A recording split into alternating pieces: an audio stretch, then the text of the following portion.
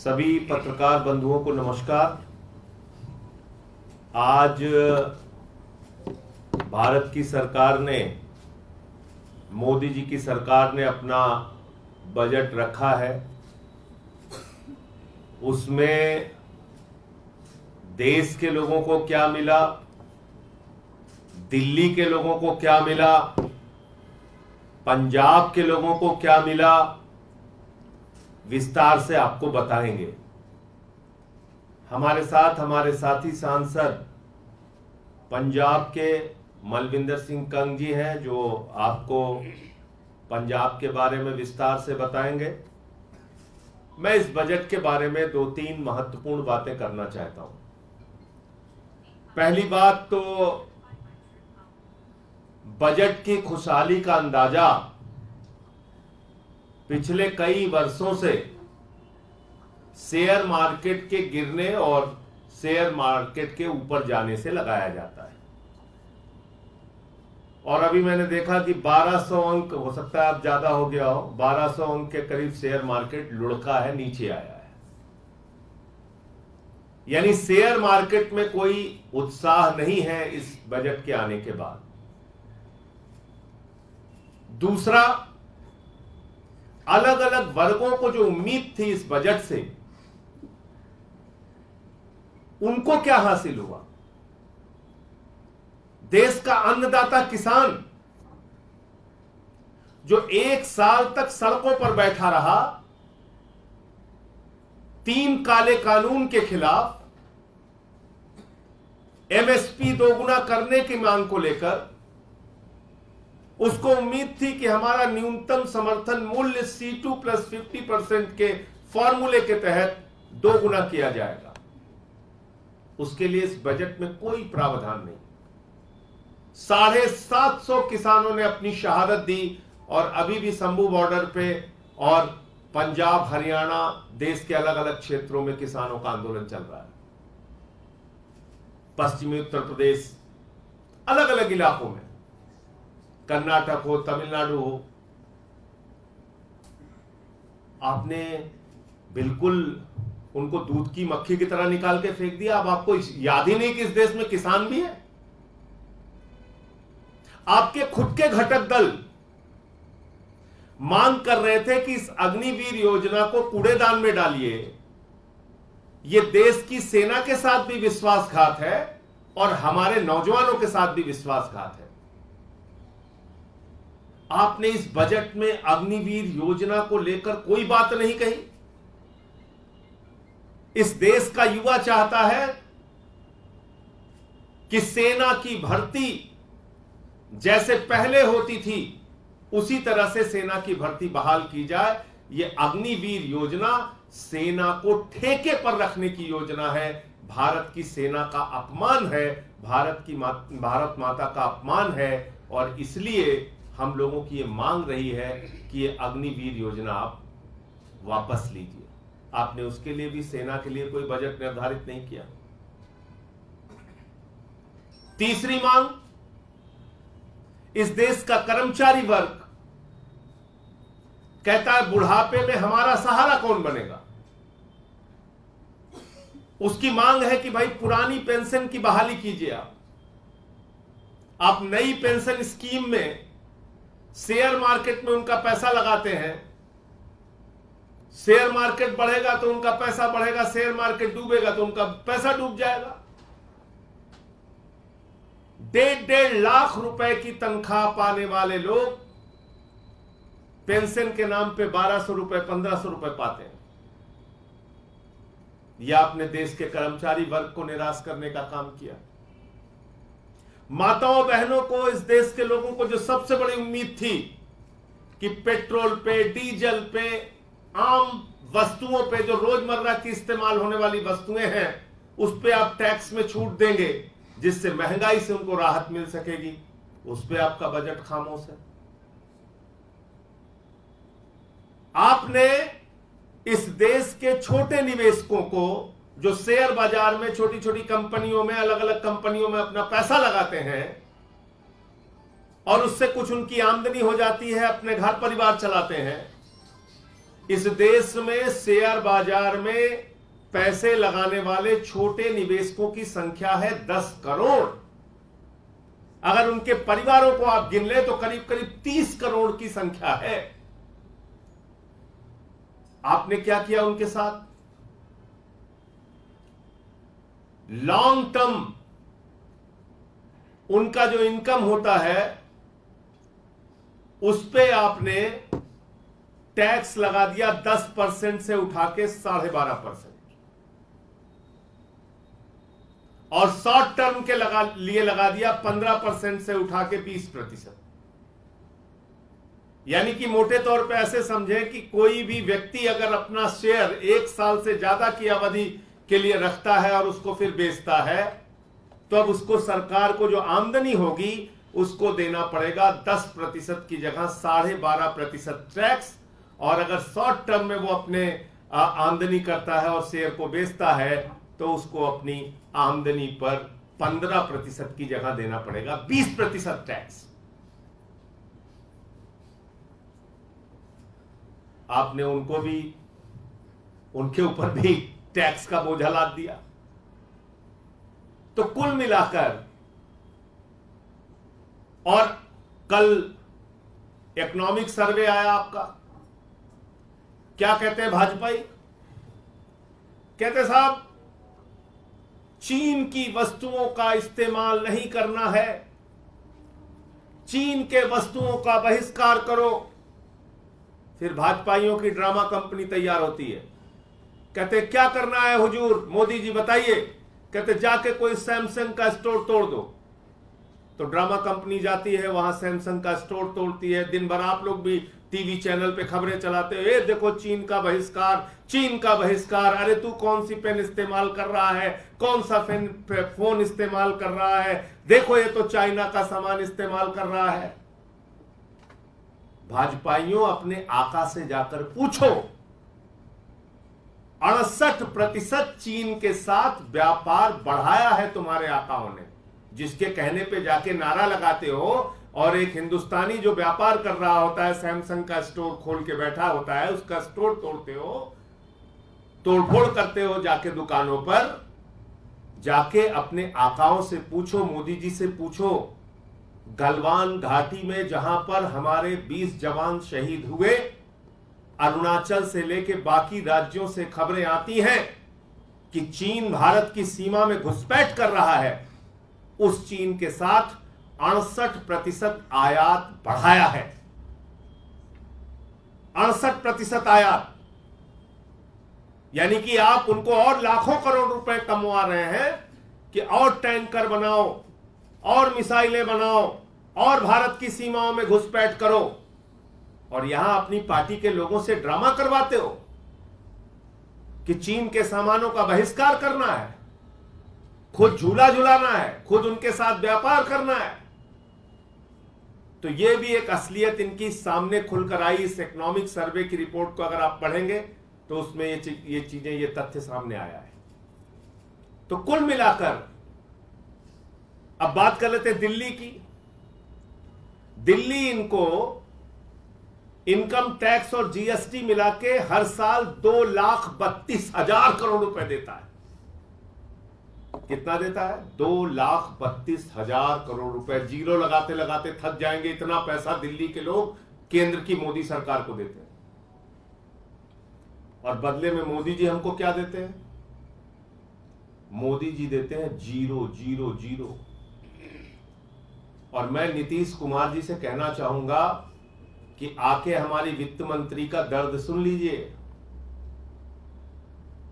आतिशी जी से मुलाकात कीजिए, फाइनेंस मिनिस्टर बताएंगे, और आप भी इस झांसे में मत फंस जाइएगा। 1,25,000 करोड़ का वादा 9 साल पहले किया था हमारे प्रधानमंत्री जी ने। वो रैली आप लोगों को याद होगी, क्या बोला था? जय प्रकाश जी की कर्मभूमि से बोल रहा हूं, 50,000 करोड़ में बिहार के लोगों का काम नहीं चलेगा। 50 चाहिए, 60 चाहिए, 70 चाहिए, 80 चाहिए, 90 चाहिए, 125, 1,25,000 करोड़ रुपए का पैकेज इसी ग्राउंड से घोषित कर रहा हूं, इसी मैदान से घोषित कर रहा हूं। हम लोगों को भी बड़ा अच्छा लगा कि भारत में एक ऐसा प्रधानमंत्री आया जो एक रैली में 1,25,000 करोड़ दे देता है। 9 साल हो गए, बिहार के लोगों के हिस्से में कुछ नहीं आया। 9 साल हो गए, रैली के मैदान से ही 1,25,000 करोड़। हमको तो डर लग रहा था कहीं बोरा वोरा बांध के लिए होते तो उसी में बांट देते। 1,25,000 करोड़। आज क्या बोल रहे हैं? कह रहे 26,000 करोड़ रुपए, उसमें पुल बनेगा, हाईवेज बनेगा। हालांकि पुल हाईवेज पूरे देश में कहीं कहीं बन रहे हैं, लेकिन ठीक है, उसको भी आपने जोड़ जाड़ के 26,000 करोड़ बताया है। तो मैं मुख्यमंत्री नीतीश कुमार जी से कहना चाहूंगा कि जल्दी ही, इस सरकार का कोई भरोसा नहीं है, क्या करे क्या ना करे। 9 साल आप लोगों को इन्होंने मूर्ख बनाया, बिहार के हिस्से में कुछ नहीं दिया। तो ये जो 26,000 करोड़ की घोषणा की है, इसको ले लीजिएगा, क्योंकि मुझे बताया गया कि दिल्ली के लिए जो 325 करोड़ रुपए घोषित किया जाता है, अभी मैं आ रहा था तो मैंने कंफर्म किया, 1 रुपए दिल्ली को नहीं दिया इन्होंने। 2,32,000 करोड़ रुपए का टैक्स दिल्ली से लेने के बावजूद 1 रुपए, पूरी जिम्मेदारी से कह रहा हूं, 1 रुपए भी केंद्र की मोदी सरकार ने दिल्ली को नहीं दिया। इतनी दुर्भावना है आपके मन में, इतनी नफरत भरी है आपके मन में, क्योंकि यहां आम आदमी पार्टी की सरकार है, क्योंकि यहां अरविंद केजरीवाल जी की सरकार है, तो आप इस तरह से भेदभाव कर रहे हैं। हम तो कह रहे हैं दूसरे राज्यों को सेंट्रल टैक्स का, केंद्रीय हिस्से में जो टैक्स जाता है उसमें राज्यों का जो शेयर मिलता है वो करीब करीब 15% मिलता है। हमको आप 10% ही दे दीजिए। और हम तो इनकम टैक्स जो जाता है, हम जीएसटी का भी हिस्सा नहीं, हम तो इनकम टैक्स का हिस्सा मांग रहे हैं। इनकम टैक्स का जो जाता है उसमें से आप दे दीजिए। करीब करीब 20,000 करोड़, 2,07,000 करोड़ रुपए इनकम टैक्स का हिस्सा केंद्र को जाता है, उसमें से कम 20,000 करोड़ रुपए दे देते आप। 10,000 करोड़ रुपए एमसीडी को, 10,000 करोड़ रुपए दिल्ली सरकार को, वो भी नहीं दिया आपने। तो ये कुल मिलाकर हकीकत थी। ये बजट सरकार बचाओ महंगाई बढ़ाओ बजट है। ये बजट झुनझुना बजट है। देश की जनता के हिस्से में कुछ नहीं आया, न किसान, न नौजवान, न माताएं बहनें, न व्यापारी, न कर्मचारी, किसी के हिस्से में कुछ नहीं आया। हाँ, कॉर्पोरेट घरानों का टैक्स नहीं बढ़ाया गया, उनके लिए राहत की खबर जरूर हो सकती है। मैं मलविंदर सिंह कंग जी से जरूर कहूंगा कि वो पंजाब के बारे में और बाकी विषयों पर अपनी बात रखें। थैंक यू भाई साहब। हालांकि संजय जी ने मोटे मोटे तौर पर बजट को लेकर तमाम जो एस्पेक्ट हैं पूरे देश में जिस तरीके से, वो पूरी डिटेल में आपके सामने रखे हैं।